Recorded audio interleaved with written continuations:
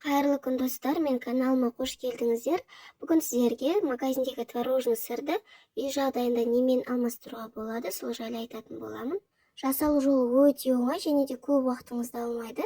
Магазиндегі творожный сырлардан ешқандай айырмашылығы жоқ. Қыздар, ол үшін ең алдымен осылай морозилькіге бір түнге қатырылған айран қажет болады.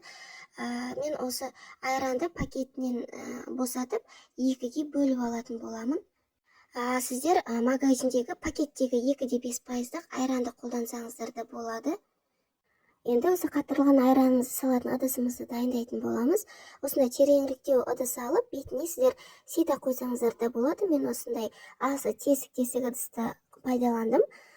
Және бетіне осылай марльны 4 қабаттап қоятын боламыз. Айранымызды қатырылған осы ситаның ішіне, яғни марльның үстіне қоятын боламыз. Мен бір түнге қойдым, қыздар. Сіздер бір күнге қойсаңыздар да болады, яғни азаннан кешке дейін. Біздің сары суымыз толығымен бөлініп шыққанша осылай бөлме температурасына қоятын боламыз.